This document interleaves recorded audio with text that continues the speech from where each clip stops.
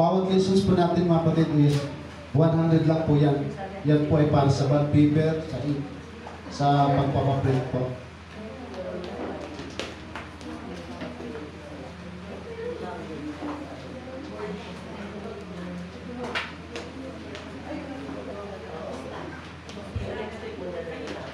Now sa atin po mga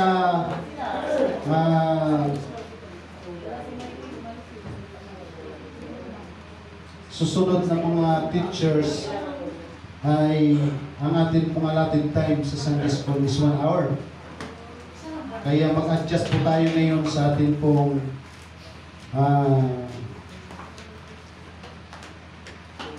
time gawa ng pag may visitors ay hindi na po makakabalik.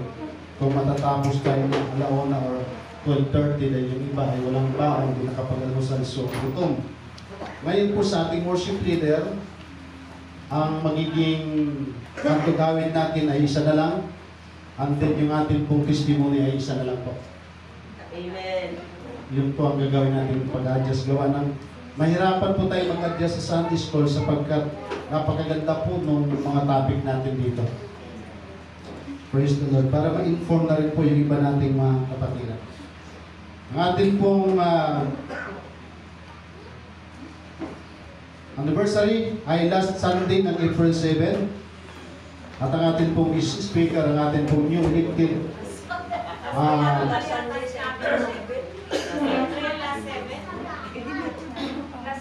last Sunday ng month of April. Kulang pa ito, ibabalik pa. May naman ako 7. Hindi pa ito complete. Bunga yata ng trangkaso. Sorry mga kapatid, bunga ng trangkaso. Okay. So, lahat ng nanay, lahat ng tatay and people, prepare na po ng mga aawitin para ma-master na natin yung ating pong mga aawitin. Okay? Prepare your Bible. Muli po sa mapagpalang umaga sa ating lahat at tayo po ay dadako na sa ating pong Sunday School at ating pong pinakaunang topic is God's Word for my life. Sa mga nasa online discipleship ay mayroon na po silang mga ideas dito. Ang mga kapatid, magtatanong ako mamaya kung sino na yung 40 years, 30 years, 20 years, 10 years, 5 years, 3 years na naglilingkod sa Panginoon. Pag 3 years, wala tayong alam na kahit isang talata, questionable po ang ating pagiging Kristiyano. Na in 3 years, wala tayong kahit isang memory verse.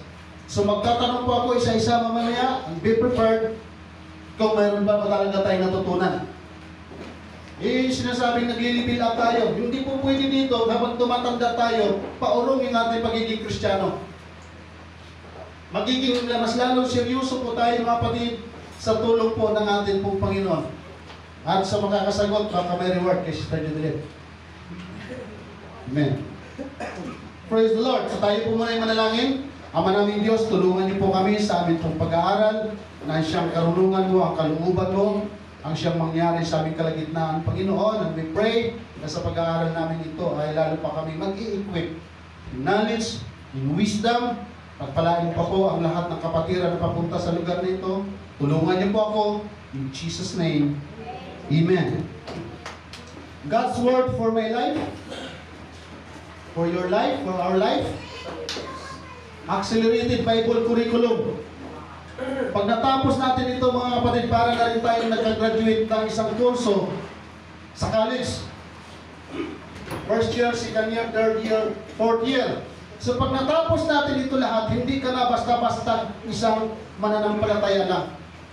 Kaya nga po, ini-encourage namin ang bawat isa na mas maganda sa devotion pa lang, dito na tayong lahat, para pagsimula ng Sunday School, present tayo. Amen? Kasi po, ako personally, tatapatin ko na po kayo mga kapatid pagdating sa mga gawain. Pag tinanong kayo ng ibang pastor at wala kayong may sagot, nakakahiya ako at nahihiya ako. Ay, itong mga taga-officials, ilang taon na ba itong church na ito? Tapos mga kapatiran walang alam. Amen? So nakakahiya po yun. So God's Word for my life, dynamic Bible lessons designed to develop Christian maturity. Amen? So ito po ay para lang sa gusto pang lumago. at gusto pang maglingkod sa atin sa ating dakilang Diyos na gustong lumalim. Wala pong magulang dito, ni isa sa atin ang natutuwa na habang tumatanda yung ating mga anak, ay parang nananatiling batang isip. Yung malaki lang, ang katawan lang ang lumalaki, pero walang alam. Tama? Pag tayo ay nagpapaaral ng ating mga anak sa school, walang magulang na natutuwa na yung edad ng ating anak pang-college na, pero nananatili siya sa elementary. Amen? So sa lahat, nanay, tatay, ang people, mga musician, dapat mag-equip tayo. Kasi po nakakaya, haharap tayo sa Panginoon, wala tayong alam. Amen? Minsan, nandidibate tayo, ang galing nating magtanong, pero ang totoo talaga mga kapatid, wala talaga tayong alam. So, kailangan natin ng God's Word for my life. Amen? Okay lang ba mga kapatid? Amen. Sa pag-aaral ng salita ng Diyos, hinihiwa ang ating mga puso, kaya nga ang salita ng Diyos ay parang martilyo, parang lagari, parang apoy na kapag tinamaan tayo mga kapatid, ay talaga po pag hindi tayo matino bilang isang Kristiyano, aaray tayo. Amen? Kaya ngayon pa lang, nagpapauna na po ako mga kapatid. It's not my will, but the will of God will be done. Susuriin natin ngayon ang ating mga sarili. Sa mga baguhan mga kapatid ay medyo hindi pa ito masyadong ramdam nila. Pero sa atin na medyo matagal-tagal nang naglilingkod sa Panginoon, ay mararamdaman natin ito. Amen? Now, bago po tayo lalalim pa, ay ako po muna yung magkikwento ng konti. Ayan, para ma-relax naman tayo kahit paano. Lagi ko pong uulitin, wala po tayong pinatatamaan dito. Lahat tayo ay kasali sa pag-aaral na ito. At bago ako magkwento, magbasa tayo ng talata. Proof of evidence kung gaano kaganda ang mag-aral ng salita ng Diyos. Pasensya na mga kapatid kung hindi ko ako makakasigaw o makakatalong ngayon. Dahil medyo sa ating mga katawan, sign na tayo ay pabata ng pabata. 2 Timothy chapter 2, verse 15. Take note kayo mga kapatid, para meron po kayong reference. Para pagdating sa gera, meron kayong bala. New International Version, do your best to present yourself to God as one approved, a worker. Lagi nating isipin tayong lahat worker. Sa iglesia nito mga kapatid, tayo lahat worker. Kaya tayo lahat pwedeng magdinig ng halaman, tayo lahat pwedeng maglinis ng church, tayo lahat pwedeng magmalasakit sa anumang mayroon sa church na ito. Amen? Pag marumi ang ating paligid yan, tayo lahat worker. Pag lahat worker, hindi na tayo mag-aantay na utusan tayo ng pastor or ng mga church leader natin. Magkukusa na po tayo lahat. Tama? Approve a worker who does not need to be ashamed and who correctly handles the word of truth. New Living Translation. Work hard so you can present yourself to God and receive His approval. Be a good worker, one who does not need to be ashamed and who correctly explains the word of truth. Kailangan po ng bawat Kristiyano ito. Kailangan po ng bawat leaders ito. Kailangan po ng bawat pastors ito. Kailangan po nating lahat ito mga kapatid maunawaan yung 2 Timothy chapter 2 verse 15. Berean Standard Bible. Make every effort to present yourself approved to God, an unashamed workman who accurately handles the word of truth. King James Bible, ito tayo, paborito natin to. Number 1 talagang recommended at dapat lagi natin ginagamit. Mayroon ba nakaka-memorize yan? 2 Timothy chapter 2 verse 15? Praise God, ang dami. Study to show thyself approved unto God. Masaya, Sister Judith. A workman needed not to be ashamed. Rightly dividing the word of truth. Legacy Standard Bible. Study and do your best to present yourself to God approved. A workman tested by trial who has no reason to be ashamed, accurately handling and skillfully teaching the word of truth. Contemporary English version. Do your best to win God's approval as a worker who doesn't need to be ashamed and who teach only the true message. God's word translation. Do your best to present yourself. Lagi pong dinidiin dito mga kapatid, yung ating sarili. I, myself, you, ang tinutukoy po ng salita ng ating pong Panginoon. Do your best to present yourself to God as a tried and true worker who isn't ashamed to teach the word of truth correctly. Good News Translation. Do your best to win full approval in God's sight as a worker who is not ashamed of his work, one who correctly teaches the message of God's truth. Kung hindi po natin nauunawaan, Tagalogin po natin. Sikapin po natin, sabi ng 2 Timothy chapter 2 verse 15, sikapin mong maging kalugod-lugod sa paningin ng Diyos. Isang manggagawang walang dapat ikahiya at tapat na nagtuturo ng katotohanan. Palagpakan natin ang Diyos.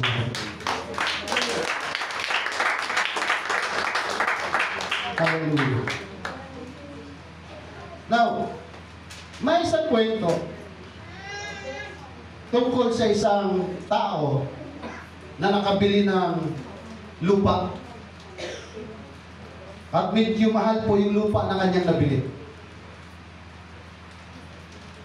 Nung nasa kanya na po yung lupa, ay nakapag-isip siya na yung kanyang lupa ay bubungkalin niya para po mapagtaniman ng kanyang mapapakinabangan. Now, sa notes po natin, mayroon din kwento dyan. Yung borrowed, or ano bang tamang pronunciation yan? Borrowed. Oh, borrowed. Ano? Borrowed. Yan ang nadidisgrasya ko dyan mga kapatid pagdating sa pronunciation at sa grammar. Kaya napakaganda yung notes na yan. Alam niyo po, pag pinagbulay-bulay niyo po yung notes na ito, kahit mag-isa ka lang, marirevive ka mga kapatid kung gaano kaganda ito. Amen? Pero pag hindi natin ito siniseryoso, ay kahit anong basa natin dyan, wala tayong mararamdaman. Now, nung bumungkali na po ng isang taong nakabili ng lupa, ay nahirapan siyang magbungkal dahil matigas yung lupa. At sa kanyang pagbubungkal, wala siyang nakitang magandang lupa, kundi puro bato. Kaya, yung tao ay umuwi at hinanap yung kanyang pinagbilan ng lupa at nagreklamo. Sapagkat ang sabi niya, yung lupa na kanyang nabili, ay wala siyang mapapakinabangan kahit 5 sa sturgeon. Kaya ang gusto niya ay ibalik niya. Kaso ang problema ay hindi na po niya pwedeng ibalik.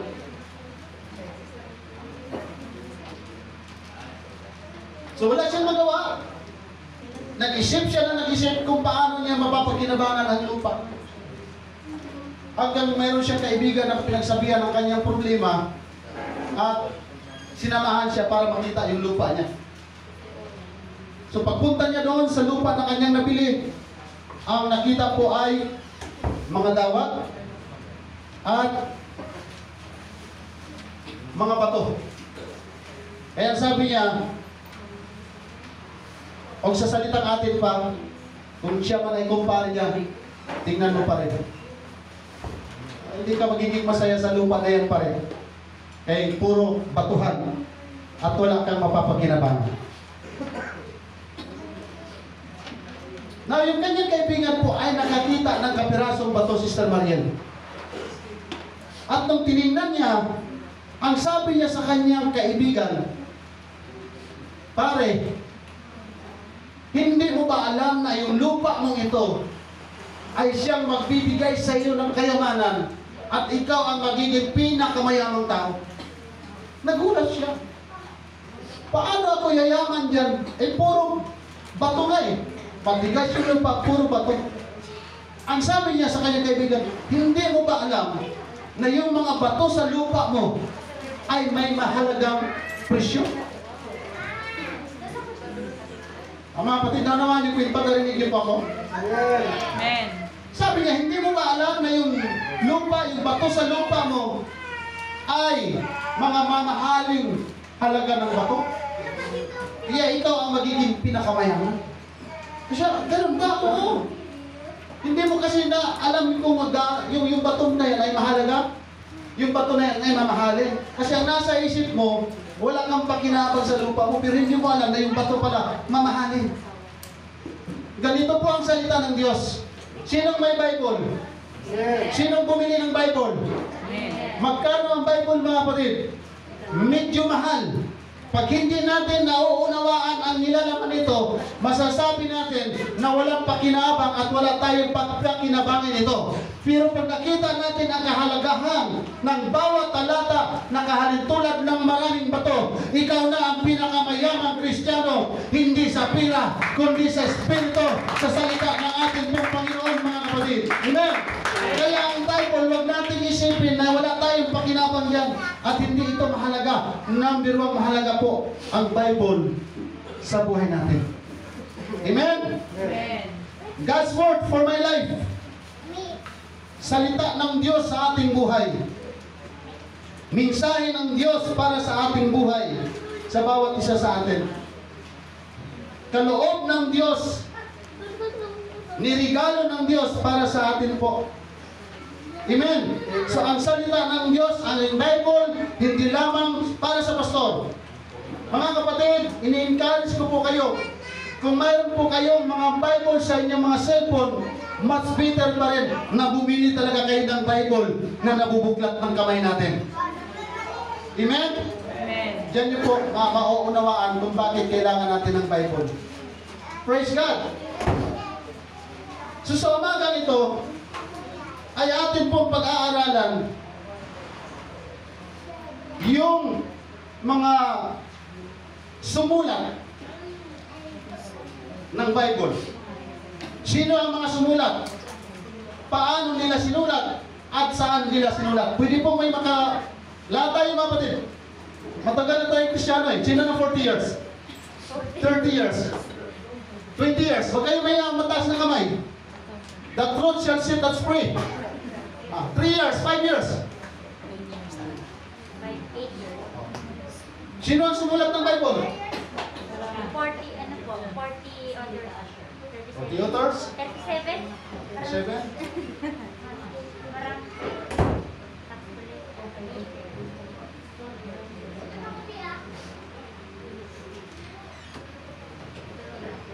Ini idea?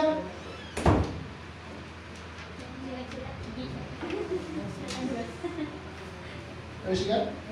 Sino ang may mga akda? Sino ang sumulat ng Bible? Book of Chronicles. Sino sumulat? Si Samuel. So ganun kahalaga yung pinag-aaralan natin ngayon. Sa madaling salita, marami tayong walang alam. Boom!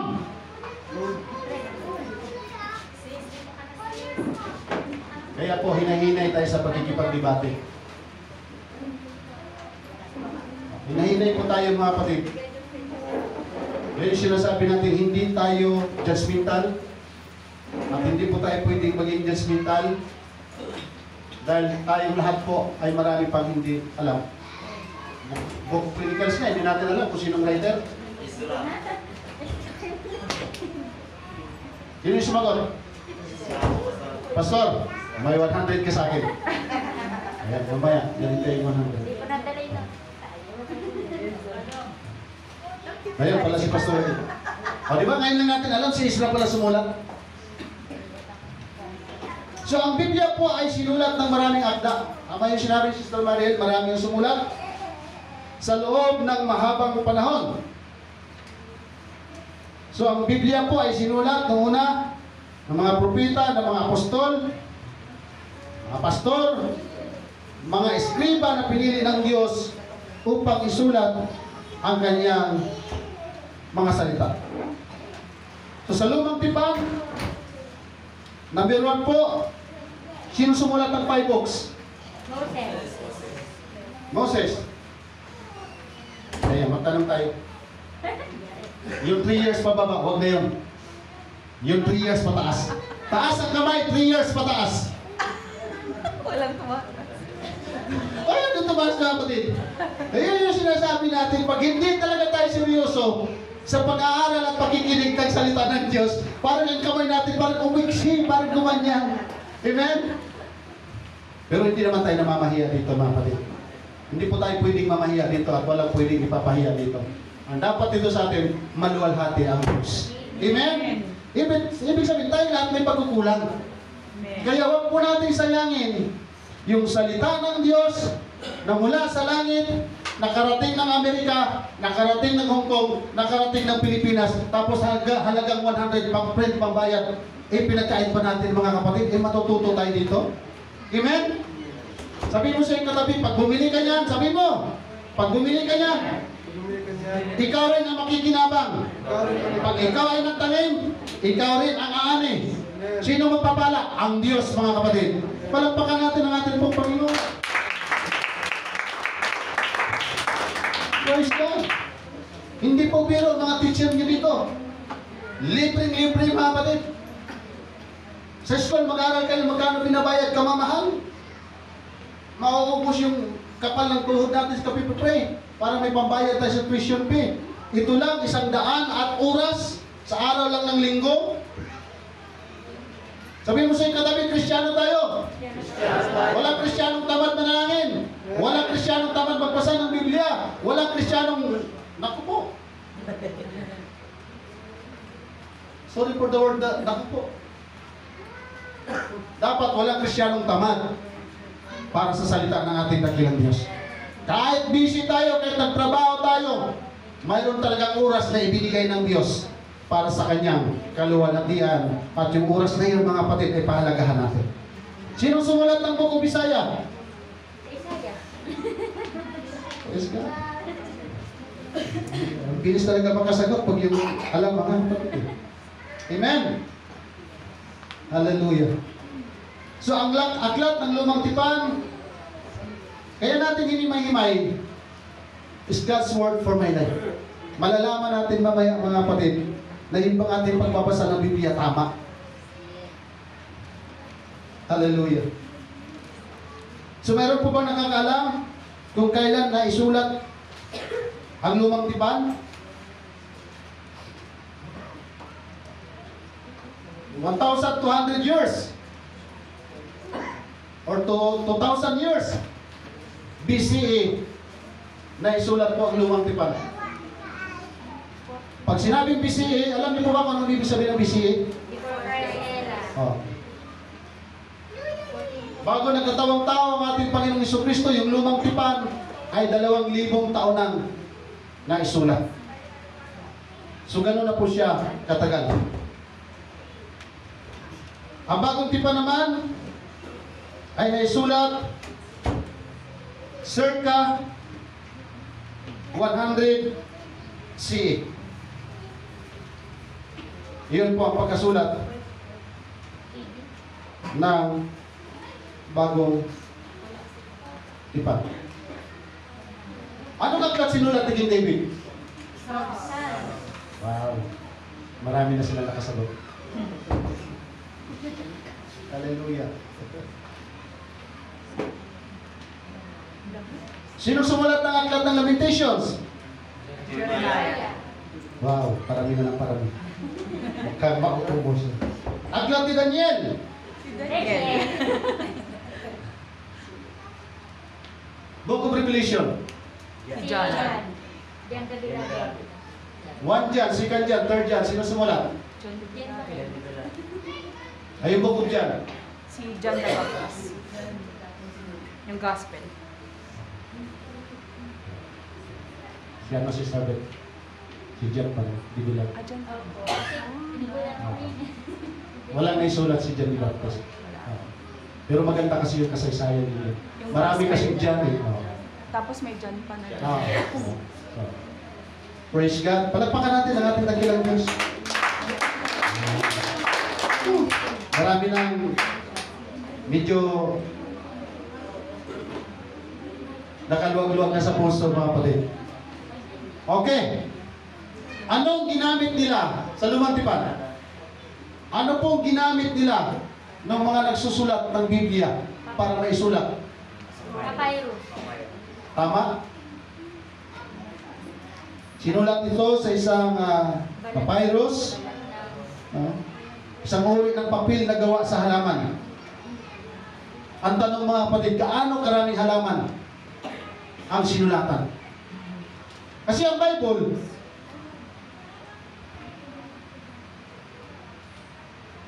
ay mayroon siyang 66 books. Pag ito, mga kapatid, binili mo isa-isa, para ka nang mayroong library, mini library. Tingnan niyo po. Kaya lagi natin sinasabi, ang Bible ay hindi basta-basta ito.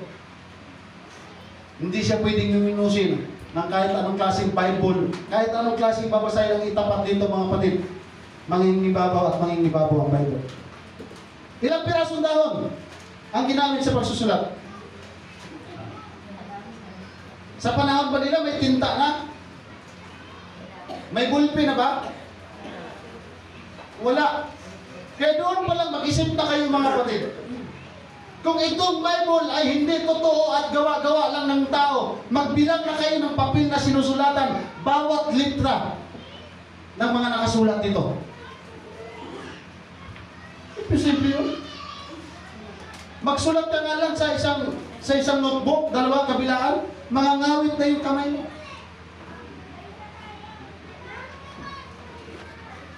Mayroon ako na-encounter, hindi siya naniniwala sa Bible dahil gawa ng tao.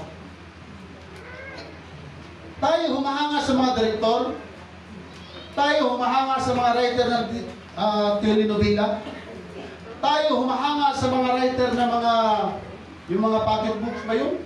O yung mga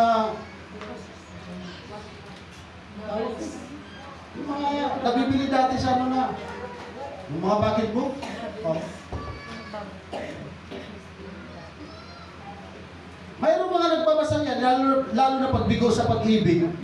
Tapos yung kasaysayan niya, ang nabasa niya ay medyo bigo sa pag-ibig, pero bandang uli nagkakatuluyan siya. Yung nagbabasa na iyak.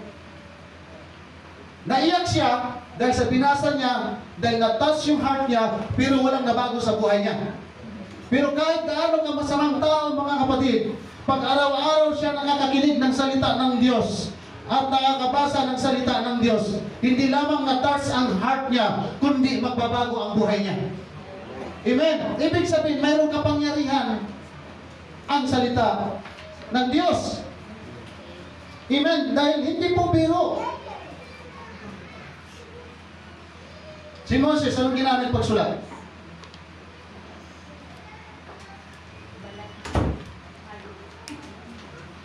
Assignment ko yan, mga kapatid. Kasi pag lahat ng tanong ninyo sasagutin ko dito, eh hindi na kayo mag-aaral. Hanggang tayo mag-aaral kasi sasagutin naman ni Pastor. Para tayong lahat ay mag-aaral. I-search natin ngayon. Eh, anong tinta? Anong kulay ng tinta ginamit nila pagsulat?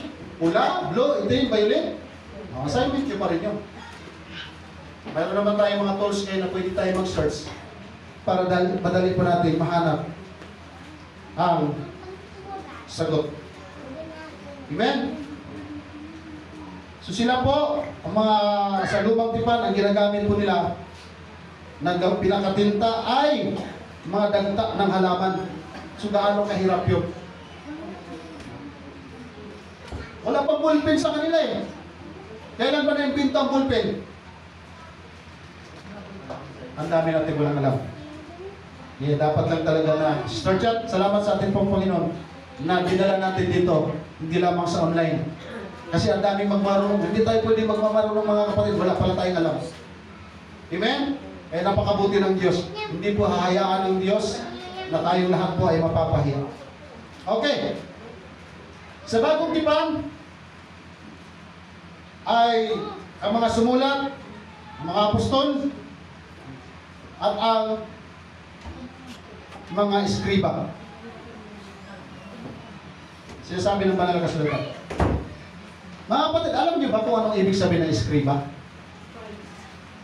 Oh, explain. Thank you. Thank you. Thank you. Sila po yung binasa sa salita ng Diyos, mga scriptures. Mga eskriba, bukod sa mga alagad, mga eskriba, scribes.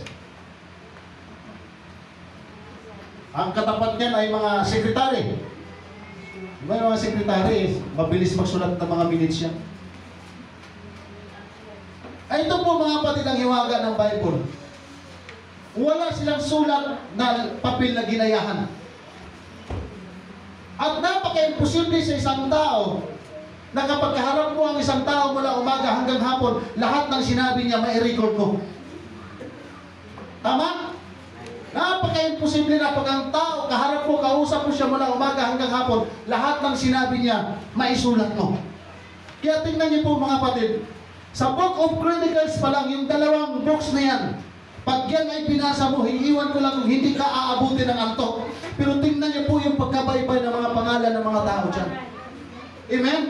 Diyan pa lang may iisip mo na imposible talagang magawa ng tao at may sulat ng tao. Kaya nga po, walang sinumang tao na pwedeng gumawa ng Biblia na walang guide ng Espiritu ng ating pong dakilang Diyos.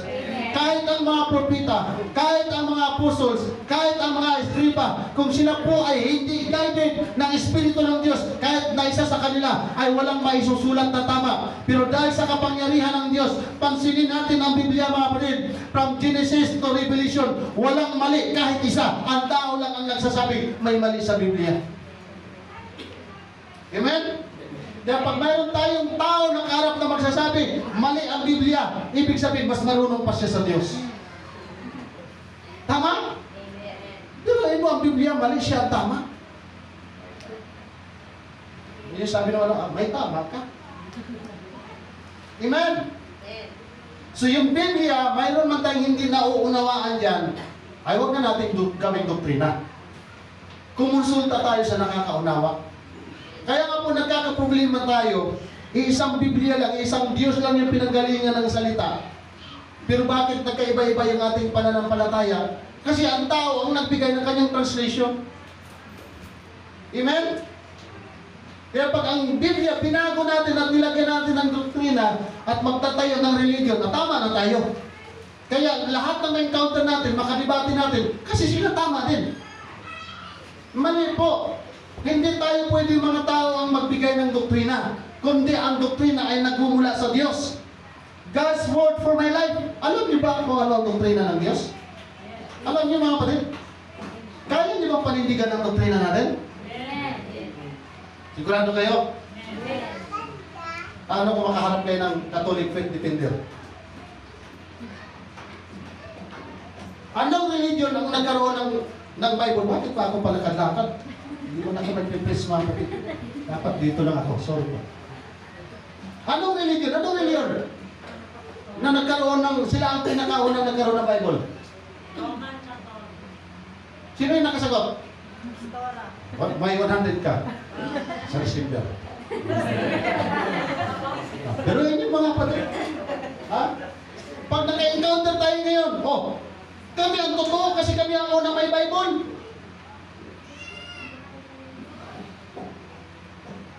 Paano natin ididipinsa ang ating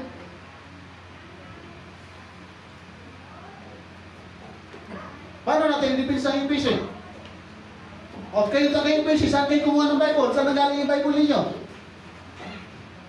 Sasabihin sa inyo, kayo talaga, nanghiram nga lang kayo ng Bible sa amin eh. Nangingin nga lang kayo ng Bible sa amin. Nung binasa nyo, ginawang doktrina, kayo ng tama, kami naman eh.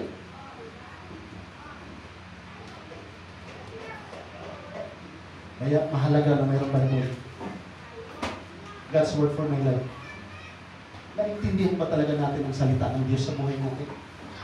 Nauunawaan ba talaga natin ang salita ng Diyos? Para kanino ba ang salita ng Diyos? Sino ba ang kinakausap ng salita ng Diyos? Kaya dapat pagdating ng salita ng Diyos, excited tayo mga kapatid. Yes, makakarinig na naman ako ng salita ng Diyos.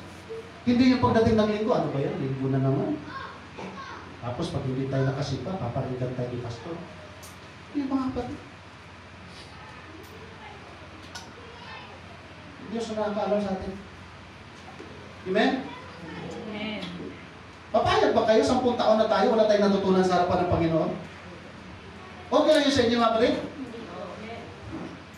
Magulat tayo ng mga bata doon sa likod. Mas marami pa silang memorial verse sa atin. Minsan pa naman, nasasaway natin yan, napapagalitan kasi sige nila ng lakad, pero hindi natin alam, matalas pala yung memorya yung mga yan. Hanggat kaya pa natin, hanggat nakakabasa tayo, hanggat wala pa tayo sa ilalim ng lupa, hindi dapat tayo magsawa na magbasa, makinig, at mag-aral ng salita ng Diyos dahil yan talaga ang kailangan natin para sa ating pong mga kaluluwa. Dahil wala pong ibang pwedeng ipalit na pagkain para sa ating kaluluwa maliban sa salita ng Diyos. Amen? Praise God! So paano yung process para mabuo ang Bible? Ano yung mga prosesyon na kanilang pinagdadaanan para mabuo po yung Bible? Hindi po biro mga kapatid. Dahil sa panahon na sila ay sumusulat ng Biblia para maipakalat ang salita ng Diyos, yun din yung mga panahon na matindi ang persecution. Bahay-bahay nga lang noon, in the book of Acts, bahay-bahay nga lang pag nag-Bible study sila. Pag nahuli sila ng mga sundalo ni Apostol Pablo, patay sila. Nung hindi pa apostol si Paul, pinapakain sila sa leon. Di ba mayroong mga pelikula na Gladiator, sa panahon ng mga Romano? Pinapakain ka ng leon? Pinuhin mo yun? Pag mahuli ka lang, na mayroong dala-dalang salita ng Diyos, papatayin ka. Pero tingnan niyo po yung mga tao doon. Kahit papatayin na sila, kahit nasa ibabaw ng kuweba, sa ilalim ng kuweba, nasa yungib sila, sa mga tagong bahay, naghuhukay sila ng lupa, ginagawa nila yon para lang makabasa at makinig ng salita ng Diyos. Tayo mga kapatid, malaya, walang nagpipersecute sa atin, hindi tayo pinapakain ng leon, tapos tamad tayo mag-aral, tamad tayo makinig ng salita ng Diyos, tamad tayo magbasa. Hindi po ako nagagalit mga kapatid, pero isang malaking insulto sa ating mga Kristiyano na mas maigi pa yung nanganganib yung ating buhay. Kita niyo yung pandemic? Yung pandemic, Pastor, sabi doon sa may gate doon sa Ciudad Nuevo, may mga motor sila. Iwan ko lang kung naabutan niyo ni Brother Wilkie kasi hindi pinapapasok sa Ciudad Nuevo yung motor. Doon sila sa labas. Yung kasagsagan, yung hard lockdown. Ano sabi ng mga kapitbahay ron? Ang tibay ng mga taga-Pentecostal. Hard lockdown na nga eh. Wala nang pagtitipon, wala nang dikit-dikit, wala nang sama-sama. Pinagbabawal na ang pagsamba. Pero sige pa rin samba. Hindi masunurin. Hindi masunurin mga UPC. Ang totoo po kasi hindi lang nila nauunawaan. Dahil kung 5 taon na lockdown, ibig sabihin 5 taon kang walang pagsamba. Sabi ko kay Pastor Raji, patayin na nila tayo, ikulong nila tayo. Ang mahalaga sa atin, sumasamba tayo, mamamatay tayo na naglilingkod sa Panginoon. Yung iba nasa ilalim ng kuweba, sa panahon ng Book of Acts, hirap sila maghanap ng lugar para lang sa salita ng ating dakilang Diyos. Sabi ko kay Pastor Raji, abutin na tayo ng kamatayan, maglingkod tayo sa ating pong Panginoon. O tingnan niyo mga kapatid, sino nanalo? Ang tao o ang Diyos? Ang Diyos. Hindi ba tayo sumunod? Sumunod tayo. Sumunod kami sa Tayo. Sunod tayo. Sabi ng Book of Romans, magpasakop tayo sa batas ng sanlibutan ito. Ay yung gumagawa ng batas lumabag. Yun lang ang inantay ko. Sabi ko, Lord, kung magawain kami o wala, pag inabot kami ng COVID na to, patay kami. Kahit magsimpa kami, kung abot, patay kami kasi silang nakaalam ng buhay natin eh. Sabi ko kay Pastor Ati, huwag natin tigil ang gawain. May kapatiran man o wala. Sabi ng Bible, dalawa lang eh.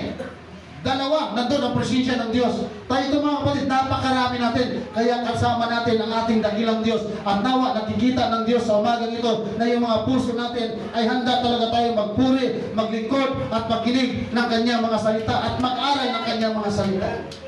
Sa pagtuturo po ng mga teacher dito sa likod ng pulpito, hindi lamang po kami ang nakikinabang, kundi tayo lahat. Dapat maganda nga sana, meron tayong whiteboard para naisusulat natin yung tinuturo natin. Sabi ng teacher namin mga kapatid, pag ang teacher, pag walang naisulat sa blackboard, ibig sabihin, walang laman ang utak.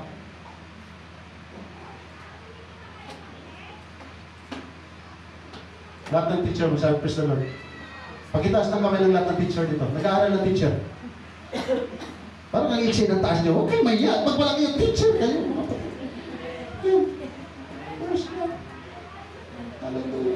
Di ba sa teacher nagsusulat kayo ng blackboard? No? Pag wala naman yung utak natin, wala naman talaga may sulat.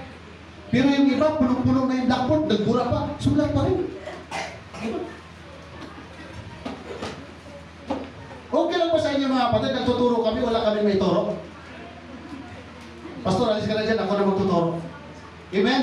Sa totoo lamang po, hindi natin kayang tumayo sa likod ng pulpito without the Holy Spirit and the power of God. Amen. Hindi pwedeng nagtuturo sa likod ng pulpito, wala kang maituro. Kaya hindi po tayo pwedeng, huwag natin pwedeng baliwalahin.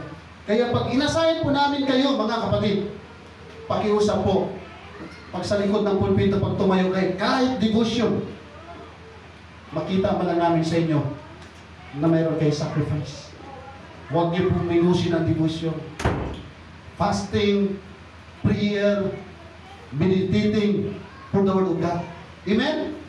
Kasi bawat pagtayo sa likod ng pulpito, mga kapatid, tayong lahat dyan na nakikinig, gusto natin yung ating kaluluwa. Kasi sayang yung pag-ising ng umaga. Sayang yung plansa. Sayang yung pagluto ng pagkain. Tapos pagdating tatayo tayo dito sa likod ng pulpito, na ampaw ang sinasabi natin.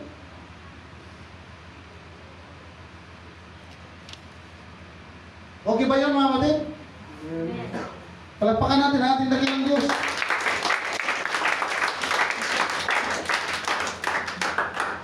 So hindi po biro ang paggagawa ng Bible, kaya maganda na may Bible kayo. Amen? Sikapin natin mga kapatid. Kahit sa cellphone natin. Yung translation na binabasa ko sa inyo kanina mga kapatid, iilang translation pala yun. Tandaan po natin, makaka-encounter tayo ng mga taong mga graduate ng theology ng 13 years, ng 12 years, ng 10 years, ng 8 years. First time ko ma-encounter, first year ako sa Bible school. Kadibate ko is 8 years, graduate ng theology. Eh kung walang Espiritu ng Diyos, ipatay ako, brother Ron. Mabuti na lang, iba ang Pentecostal. Hindi tayo nagdidepende sa dunong, nagdidepende tayo sa Holy Ghost ng karunungan ng Diyos. Amen? Kasi pag mayroon tayong Holy Ghost, mga kapatid, kahit ilang taon pa yung nag-aaral, pag na-encountered ka, hindi ka matakot. Bakit? May kasama kang Diyos eh. Ang problema, kahit may kasama kang Diyos, pero hindi mo naman alam at siniseryoso ang salita ng Diyos, lagpak ka pa rin. Amen? Anong kasunod ng Book of Esther? Dali, sino mga sagot? Book of Esther, anong sunod? O, kita. Sino yun? Pastor Dog? Ubusan tayo siya, Pastor. Kita mga kapatid? Oh. Bago ang book of Revelation, anong books? Bago ang Revelation? Oh, kita mo? Kita nga ba? Jude pa. Oh.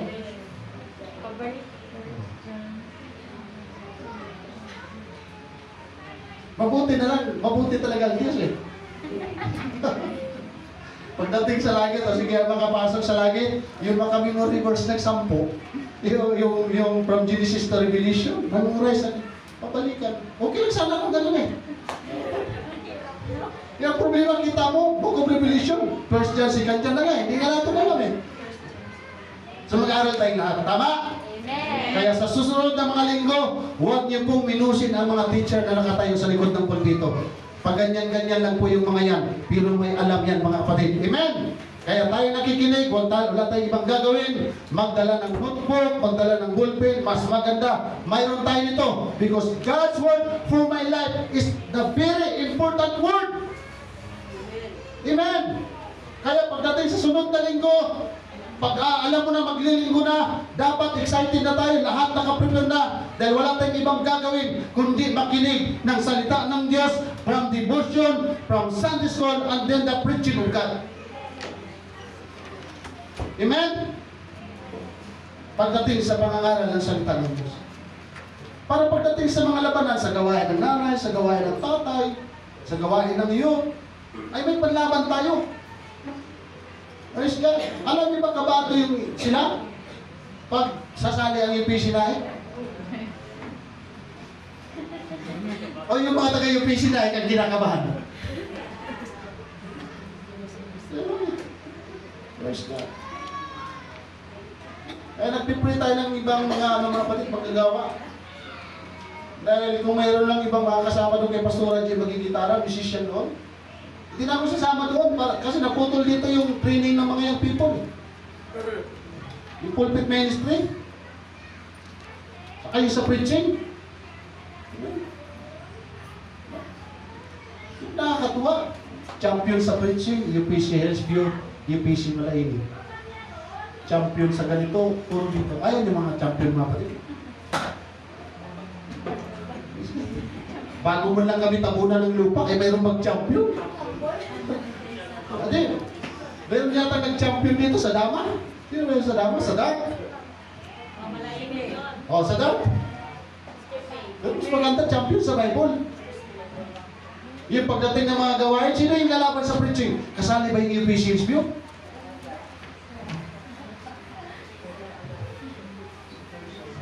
Sister Chuck, second daw, first time lang eh. Si Sister Ada is champion? Ha? Pangalawa? Oh, buntik na. Si brother ko?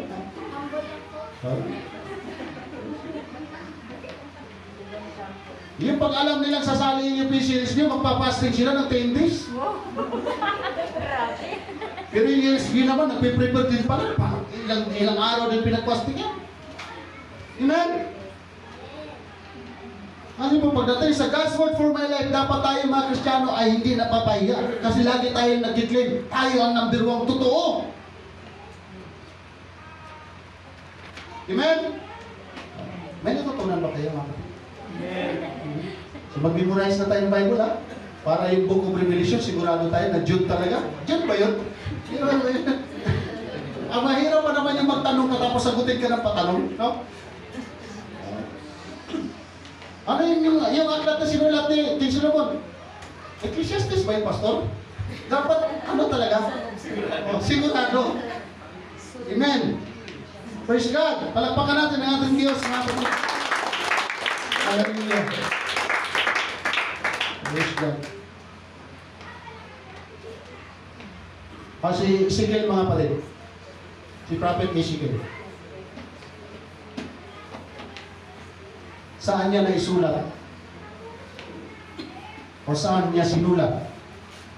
Yung book of Ezekiel.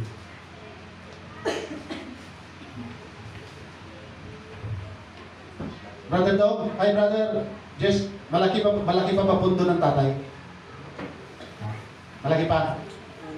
Pag may makaalam po kung saan sinulat ni Ezekiel yung book of Ezekiel, mayroong 100 mula sa pat ng tatay. Utangin ko muna ngayon. Saan lugar? Pinag-usapan natin yung God's word for my life. Kailangan alam natin yung mga karakter, paano sinulat, saan sinulat. Pag hindi nyo alam mga kapatid, sirit na. Kasi pag hindi kayo magsirit, tatapusin ko to, di wala na tayong preaching moment. Kasi may topic ito. At ayaw ko namang agawin yung salamat po sa atin pong Sunday School Director na nabigyan po ako ng pagkakataon na makapagturo mga kapatid. Siyempre, ayaw ko rin kunin yung kanilang oras, yung kanilang time. O sana isulat. May 100 mula sa pantang tatay. Pag hindi nyo kaya, magsirit na mga kapatid para masabi ko na. Para hindi na assignment, marami na kayo assignment eh. Okay, ang book of Ezekiel, ay sinulat ni Prophet Ezekiel sa lugar ng Babylonia. Mayroon pa kayong mga Google, nakagamit tayo cellphone eh. Sa lugar ng Babylonia niya, sinulat. Okay. Di ba masaya? May natutunan tayo ngayon. Oh. Oh. Nasayayin mo natin, ano? Ang bagal eh.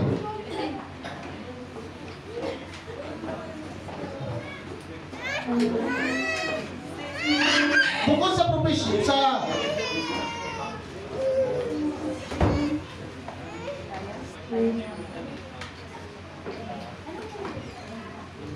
bukod sa pagiging propeta po, mga kapatid, ni Nehemiah, ano pa yung isa sa pinakamataas na tungkulin na nagampanan niya?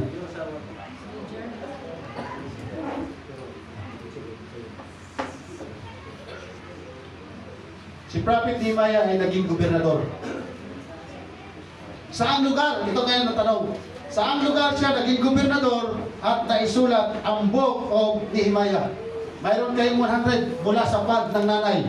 10, 9, 8, 7, 6, 5, 4, 3, 2, 1. Ang tamang sagot sa lugar ng Persia. Basta binasa na. Malapit yung kay Pastor. Okay, hallelujah. Oh, di ba masaya mag-aral ng salita ng Diyos, mga kapatid? Amen? Kaya, mag-ano po kayo, sa lahat ng gustong magkaroon ng notes, lumapit lamang po tayo sa ating Sunday School Director, kay sa ating po LM President. Dahil nakakatulong po yan, mga kapatid. Ano yung assignment niyo, Pastor? Kung saan sinulat ni Moses? Or ano yung assignment niyo? Yung Assignment niyo po yung sinulat, kung saan sinulat ni Moses? Or ano yung ginamit ni Moses? Ano ginamit niyang pagsulat? Sa balagtilan ng hayo. Praise the Lord. Now, ito yung tanong ko ngayon, mga kapatid. Sadya napakabilis ng ating oras. At lulubin ng Panginoon para next Sunday, ibang topic naman. Naniniwala ba kayo na ang Biblia ay totoo? Amen. Sigurado kayo, naniniwala kayo? Amen. Kung naniniwala kayo na totoo ang Biblia, pwede ba natin paniwalaan ang Biblia? Amen. Sigurado kayo? Amen. At ang Biblia po ba ay pwede natin pagkatiwalaan? Amen. Sigurado kayo, mga kapatid? Amen. Isang tanong, ang Biblia ba may pakinabang sa buhay ng tao? Wala. E bakit dapat tayo magbasa? Mayroon naman pala pakinabang sa atin ito eh. Bakit tinatamad tayo dito? The flesh is weak. The spirit is willing but the flesh is weak. Totoo po yun. In the beginning, Kaya nga tayo mayroong laban ng espiritual. Kaya nga every Sunday, kailangan natin magpakapuspos sa Espiritu ng Diyos para mayroon tayong panlaban, mga kapatid.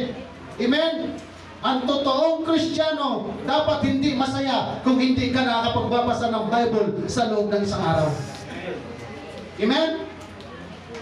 Kaya ilagay po natin sa ating puso at isipan, hindi ito turo ni Pastor, hindi doktrina ni Pastor, kundi sa ating sarili mismo.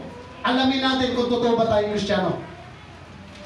Sabihin natin sa iyong sarili, sasabihin ko sa ating sarili, kung ako'y talagang totoong Kristiyano, dapat nagbabasa ako ng Biblia. Amen? Ito, kapatid, kaya nga po hindi kami basta-basta nag-a-assign. Ito po yun. At kapatid ko po kayo, marahil mayroon na dito, matagal na bakit hindi basta-basta natin ina-assign.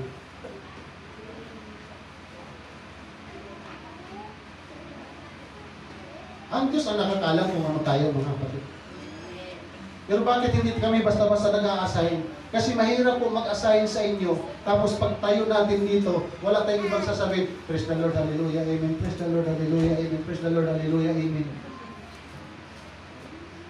Hindi masama mag-amen, hindi masama mag-praise the Lord, hindi masama mag-hallelujah. Pero kung yun lang ang nababanggit natin sa likod, mga kapatid, tandaan po natin, kayong mga nandyan, mga professional kayo, may mga teacher. Hello mga teacher, challenge ito sa inyo. Pag oras na pinatayo tayo ditong lahat, gampanan natin ang pagiging teacher. Amen? Lalo na kayo, mas doble ang lamang ninyo. Teacher na sa Word of God, teacher pa kayo sa secular. Diba? Kaya kung mayroong mga principal basta-basta makipag-debate sa inyo, hindi kayo basta-basta natatalo. May teacher bang mahihayin? Mayroon?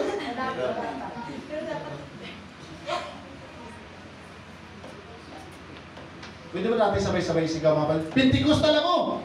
Pentecostal ako! Totoo akong Kristiyano! Hindi dapat ako nahihiya! Yung tunay na lingkod na sinasabi ng 2 Timothy chapter 2 verse 15, hindi yan sa lahat ng tao, hindi yan sa lahat ng religion, kundi yun po ay para lang sa mga taong puspos ng Espiritu ng Diyos. Kaya pag alam natin ang salita ng ating pong Panginoon, pag inassign tayo sa lingkod ng pulpito, the boldness with wisdom, knowledge and understanding comes from the Lord. Amen? Mag-fasting tayo mga kapatid, magbasa tayo, mag-aral tayo, magbulay-bulay tayo para lahat ng kaluluwa mayroon namang pakinabang. Sasabihin ng iba, wala naman pala akong papakinabangin sa iglesia niya. Kasi yung mga tumatayo, wala namang laman. Di ba pangit pakinggan yun mga kapatid? Pero pag inasign pa lang ni pastor, pag nilagay sa GC, huy, aatin tayo. Kasi siya ang magtuturo.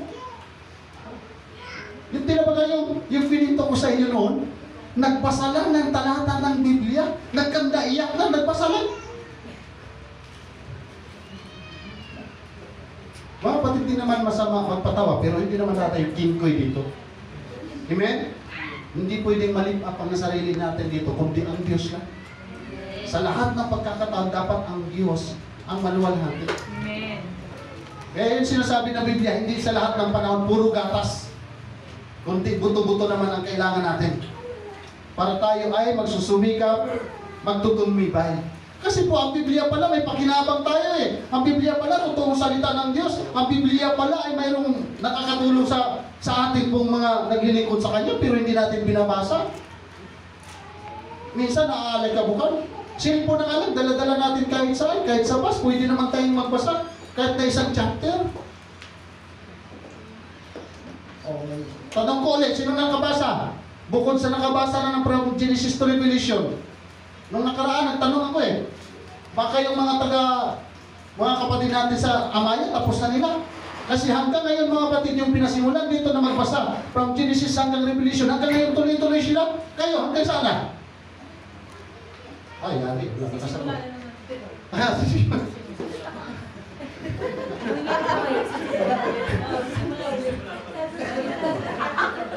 Kasi simula pa lang, magsisimula ulit. Baka maka 3 years na tayo mga kapatid, Book of Genesis, hindi pa natin natatapos. In the beginning lang. In the beginning was the Word. In the beginning, God created the heaven and earth. Kasi may pick up na. Amen. Praise God. Kaya ito mga kapatid, sa lahat ng i-assign namin, mag-aral talaga. Praise God.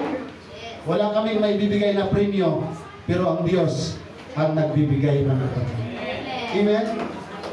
Kasi kahit kayo man tanungin ko kayo, 2 oras ako magtuturo dito sa inyo, wala kayong napupulong. Ano mangyayari sa inyo?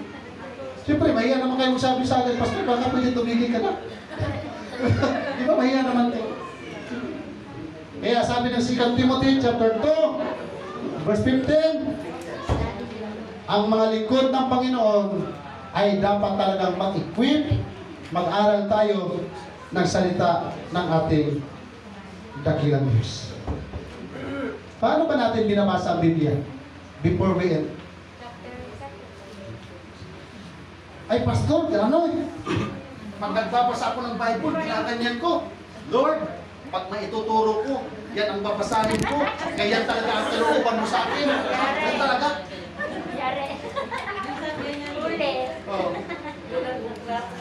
ng buklat? Eh paano kung pag nagturo mo, ano turo mo? Si Simong magbabalat.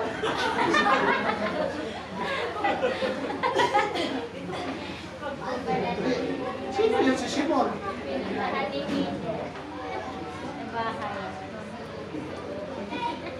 Ang Bible po ay dapat maunawaan natin yung konteksto. Kanino sinabi, sino nagsulat, sa anong panahon. Kasi meron kami totoo yan. Ito, personal experience. Okay. Sa aklat ng Thessalonica, nagbasa ako dito. 1 Samuel. Who? Saan kaya yung Thessalonica? Nasa bagong tipan pala, naghanap ako sa old. So kailangan memorize natin yung old, memorize din natin yung new, mga kapatid. Amen? Sa Bible, pag tayo po'y nagbabasa, huwag tayong mamili ng chapter, huwag tayong mamili ng verse. Kasi po, pag yun ang gagawin natin, hindi natin mauunawaan yung Bible context na sinasabi, yung hermeneutics. Kasi banat tayo ng banat, hindi natin alam yung narrative ng Bible. Mga kapatid, itong sinabi ng Bible sa akin, itong sinabi ng Bible sa atin, saan mababasa yun?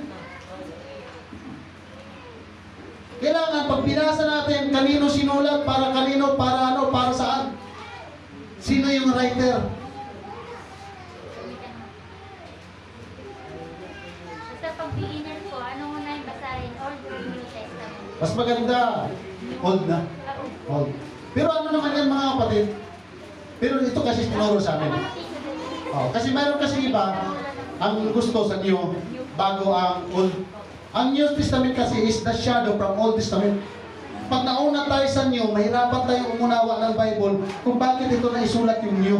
Kasi ang tanong, mga kapatid, bakit kailangan may New Testament? Kulang ba ang Old Testament? 14 minutes.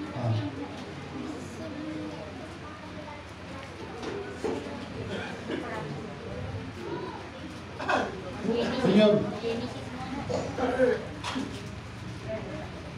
Pero kung ako tatanungin yung advice ko is, Old. Sa Old na magbasa. Kasi sa Old Testament, from Genesis to Malachi, makikita kasi natin dyan yung mga hula. Yung prophecy. Ngayon, pagdating sa New Testament, mababasa natin doon kung ilang prophecy na yung natupad.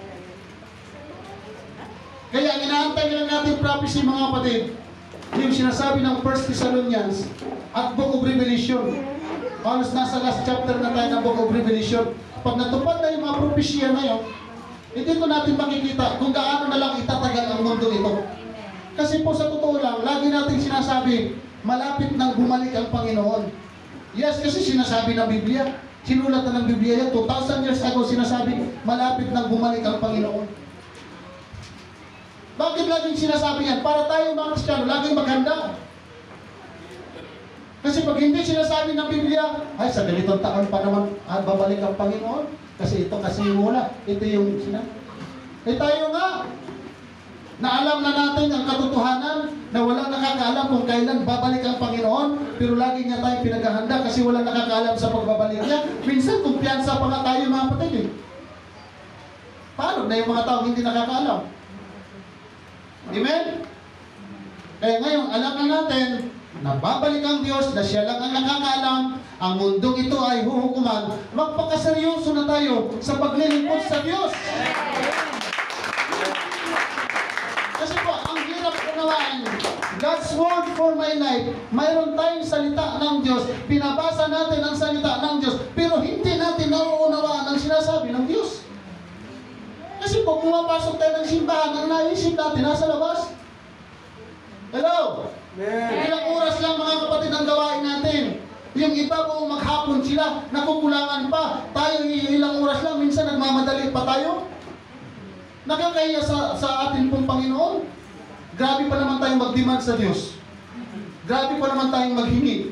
Pero pagdating sa pakikinig at pag-aaral, pag-prepare, ang tamad natin. Ay, wala dito sa HBU yan.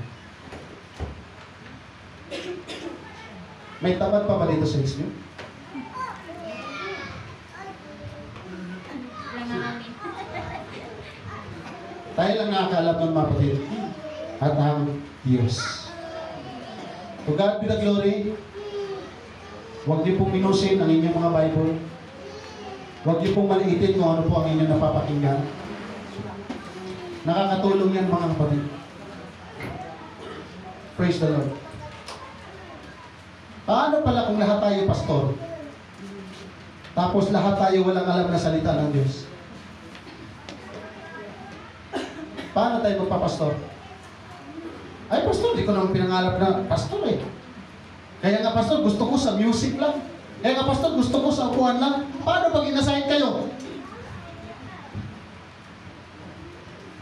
Taas ang kamay na gustong magpagamit sa likod ng pulpito. Pakilista. Kaya mamaya ay interviewin natin yan. Mga leaders, church leaders, di ba may usapan tayo mamaya? Lahat ng gagamitin ay mayroong fill upon form. Para wala ka kung maririnig na, pastor, ganito, ganyan, ganito, ganyan. Kasi hindi ako ang nag-encourage sa inyo, kundi kayo mismo sa inyong sarili ang nag-encourage na magpagamit sa Panginoon. Kaya pag nakapil up kayo dyan, hindi kayo pwede magreklamo kasi nag-apply kayo eh. Tama? Kaya hindi kayo pwede masabi, si pastor kasi, si Juan kasi, ayaw ko na makarinig ng ganyan mga kapatid. Kahit may sakit ka, kahit nahihirapan ka,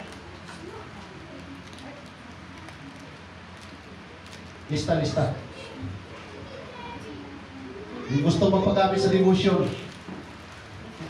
O wala nang nagtaas ng kamay. Uulitin ko mga kapatid, kapag kayo po ay inassign namin, make sure na mayroong makakain ng aming kaluluwa. Huwag niyo kami daanin sa paiyak-iyak. Mahirap po na maging Kristiyanong emosyonal tayo. Mamaya na lang ako magpupurit. Total, mamaya paiyakin naman ako ni Pastor. Bakit ko kayo paiyakin? Yun na, wait.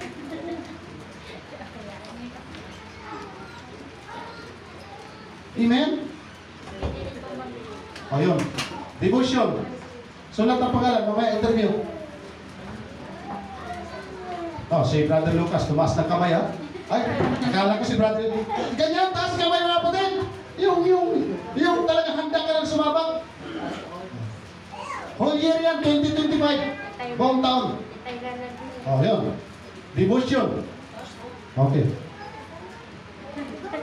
So yun sa ating sa Sunday School ay paubayan natin yung sa ating Sunday School Director. So, nilagay sila ng Panginoon dyan mga kapatid. May kapasidad sila dyan. Ginagampanan ko lang yung dapat kong gampanan.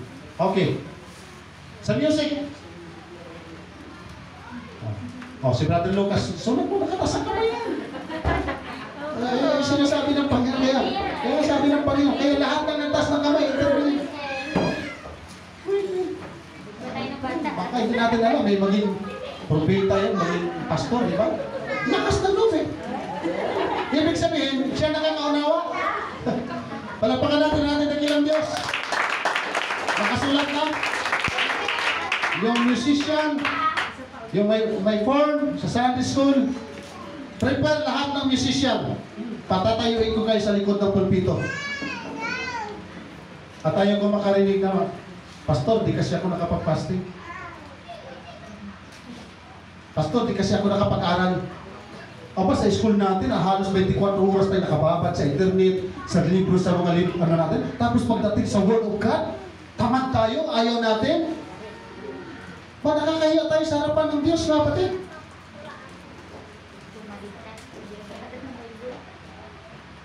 Sabi ng Bible, salita niya ay parang maso, martilyo, pinupukpok tayo. Kaya kanina, Sister Chat, nagpasabi na ako, tabi-tabi po. Ang tamaan ay bato-bato sa langit. Hindi sa habang panahon puro tayo gatas. Tama? Pag mayroong inasay, pag pinatayo, dapat hindi lamang lahat ng kapatiran ang excited, kundi ang ating dakilang Diyos. Amen? Uulitin ko po, Walang tatayo sa likod ng pulpito na hindi nagpa-fasting. Walang tatayo sa likod ng pulpito na hindi memorize ang Genesis to Revelation. Kasi ano mang ituturo natin, wala pala tayong alam. Uulitin ko po, hindi tayo nadadaan sa paiyak-iyak. Amen? Word of truth, Word of God, kasi ang topic natin, God's Word for my life. Hindi pwede sa isang Kristiyano na wala kang pwedeng may sabi na Kristiyano ka. Amen? Lahat ng Kristiyano, tayo po ay dapat excited na magpuri, mag-aral, magpagamit sa atin pong sa gawain po ng ating pong Panginoong Diyos. Amen? Amen. Palakpakan natin ang ating mga sarili. Sabi mo sa inyo natin, magpapagamit ka ba? Parang ayaw nung iba. Amen?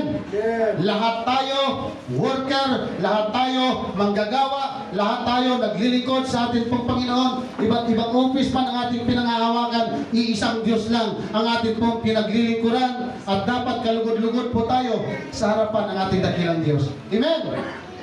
Praise God. Masaya ba kayo pag ang ating LA President, Vice President, Youth President magpipreach?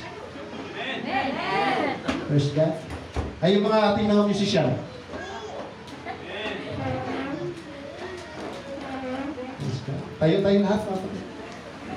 Meron po ba tanong?